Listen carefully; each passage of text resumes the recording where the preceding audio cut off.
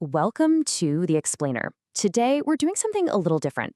We're going to take a whole bunch of medical records, lab reports, doctor's notes, the whole shebang, and see how they tell a really powerful and very human story about health, risk, and what it actually takes to turn things around.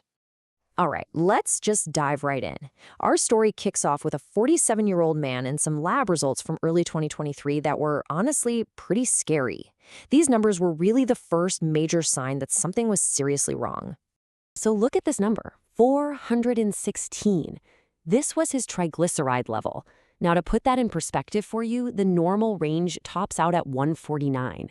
He was nearly 3 times the upper limit. That is a massive flashing red light for heart disease. And it wasn't just one bad number, not at all. When you look at his whole lipid panel here, the entire test is just lit up with warning signs. His total cholesterol, high.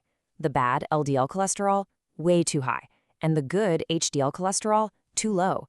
So what you're seeing here is a pretty clear picture of some serious cardiovascular risk. But see, these numbers weren't just happening in a vacuum. They were really just one piece of a much bigger, much more tangled web of health issues that had been building up for quite a while.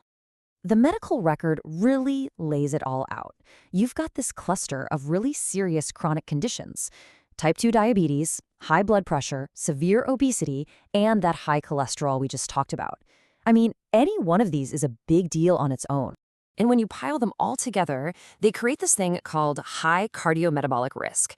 And this right here is a really key idea. It's basically a vicious cycle where each problem makes the others worse, and all of it just dramatically speeds up the damage to the heart and blood vessels. Now, as you can probably guess, this web of conditions wasn't just sitting there quietly. The patient was having very real symptoms, things like chest pain and shortness of breath. So his doctors knew they had to dig a lot deeper.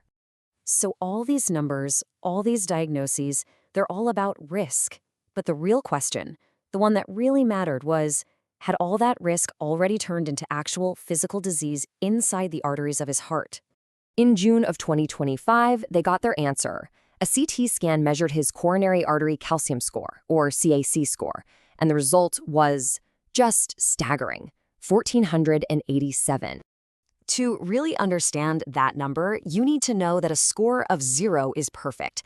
As you can see here, anything over 400 is considered a sign of extensive plaque buildup and a very high risk of a heart attack or stroke. His score was more than triple that danger threshold. This was the turning point. This wasn't a what if anymore. It wasn't just a risk factor. That number, 1487, was a direct physical measurement of the plaque, the coronary artery disease that was already there, right inside his heart. Okay, so when you get a number like that, there's no more ignoring it. The patient and his medical team had to act, and they had to act aggressively. And what happened next was, well, nothing short of remarkable. Just check out this before and after. It's incredible. By late 2025, his bad LDL cholesterol was slashed almost in half, from a dangerous 146 down to 79. And maybe even more impressively, his hemoglobin A1C, which is how you track blood sugar control, it dropped from 6.8%, which is firmly in the diabetic range, all the way down to 5.4%, which is actually normal. That is unbelievable progress in under 2 years. So how did he do it? Well, this turnaround was powered by a really potent combination of modern medicines. They hit him with a high-intensity statin, atorvastatin, to just hammer that cholesterol down. They used a newer drug, tirzepatide, to tackle both the diabetes and his weight. Plus, they had foundational meds like metformin and losartan for blood sugar and blood pressure. It was a full-scale medical assault on all of his risk factors. But this is where the story gets really interesting, because it's not one of those simple, happily ever after endings where everything is magically cured. The success in getting his numbers under control, that really just marked the shift from a full-blown crisis to a new, very complex reality of lifelong management. Just look at this timeline from 2025 alone.